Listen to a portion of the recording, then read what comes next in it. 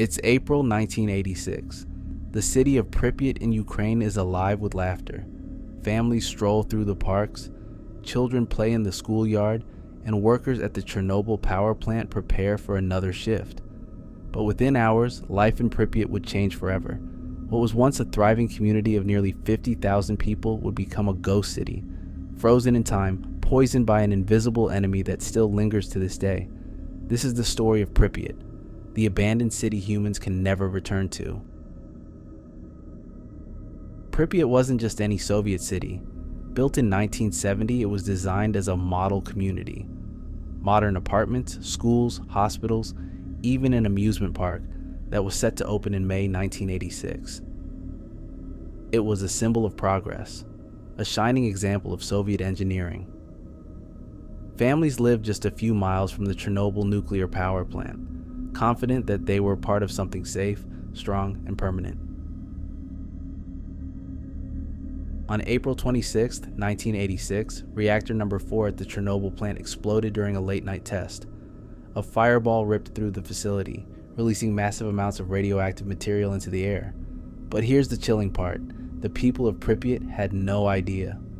The next morning, children went to school, parents shopped at the market, couples took walks outside, while invisible radiation rained down on them. Some residents even reported a strange metallic taste in the air, without realizing it was deadly. It wasn't until 36 hours later that buses rolled into Pripyat. Residents were told to pack only a few belongings, enough for a short trip. They were promised they'd be able to return in a few days, but no one ever came back. The buses left, carrying families away from their homes forever. Their toys, clothes, photo albums, pets, everything was abandoned, frozen in place. And that's exactly how it remains today. Walking through Pripyat today is like stepping into a nightmare preserved in glass. Schools with notebooks still open on desks, dolls lying in classrooms covered in dust, amusement park rides rusting, waiting for children who never came. Apartments with dishes still in the sink, shoes by the door. It's not just abandoned, it's frozen at the exact moment life stopped. And it will stay that way for thousands of years. The true horror of Pripyat isn't what you see, it's what you can't see.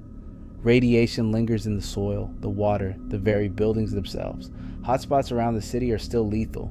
Step in the wrong patch of grass, touch the wrong wall, and the invisible poison seeps in. That's why, even today, no one can live here. Pripyat is a city condemned by the air itself. For the people of Pripyat, the evacuation was supposed to be temporary. They locked their doors, left food on the table, even left their pets behind, believing they'd be back in just a few days. But those days never came. Imagine being told to walk away from everything you own, not knowing you'd never see it again. Family photos, wedding dresses, childhood toys, all left behind in a city that became a time capsule of grief. And then came the illnesses. Thousands of residents, firefighters, and plant workers would suffer from radiation poisoning. Children developed thyroid cancers. Families who once lived side by side in Pripyat were scattered across Ukraine, never able to return to the neighborhoods where they built their lives. For Ukrainians, Pripyat became more than an abandoned city.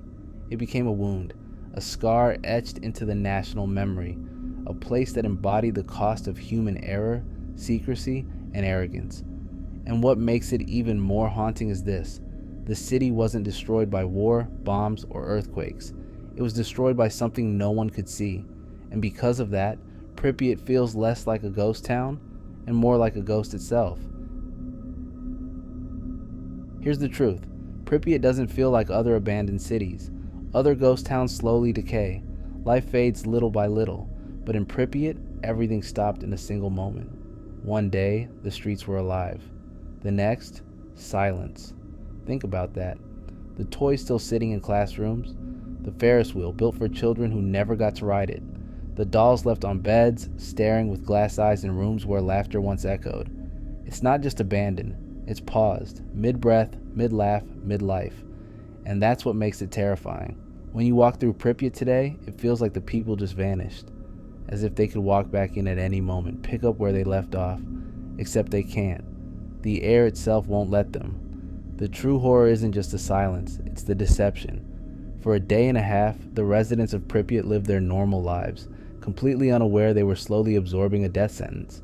Children played in the yards, families ate dinner, couples walked hand in hand, all while breathing radiation that would haunt them forever. That's the creepiest part of all. Danger didn't announce itself. It didn't scream. It whispered. A silent intruder moving through the air, seeping into lungs, into soil, into water. Families laughed, worked, and dreamed, unaware they were breathing in their own undoing, and no one heard it until it was too late. Decades later, Pripyat still stands. Not alive, not dead, suspended between the two. The buildings are hollow shells, stripped of purpose, their windows shattered like broken eyes, their floors collapsing into dust. Paint peels in long ribbons. Rust eats away at playground swings. Yet somehow, the city refuses to disappear. It lingers, frozen in place, like a ghost clinging stubbornly to this world.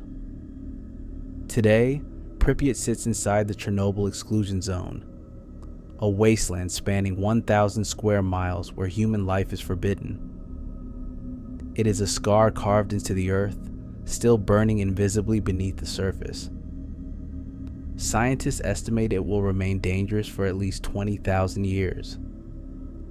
That means long after our greatest cities rise and fall, long after our technology fades into relics, Pripyat will still be here, poisonous, empty, and silent. But nature has crept back in, rewriting the city in its own script. Wolves now prowl the deserted avenues, their howls echoing where once cars honked and children shouted. Bears roam the forests that swallow playgrounds, their paws crunching over rusted metal slides. Trees claw through the cracked concrete of schools, their roots winding around broken desks and chalkboards that still bear half-erased lessons. At a glance, it may seem alive again, but this isn't a rebirth. It's an invasion, a reminder that humans don't belong here anymore. Even as the years pass, Pripyat tempts human curiosity. Tourists arrive in controlled groups, their footsteps carefully measured. But the rules are strict. Stay on the paths. Don't touch the trees. Don't sit on the ground. Don't pocket souvenirs. Because even now, the radiation clings stubbornly to everything. The soil, the water, the very walls of the city. It is an enemy you cannot see, cannot smell, cannot hear, until it has already marked you.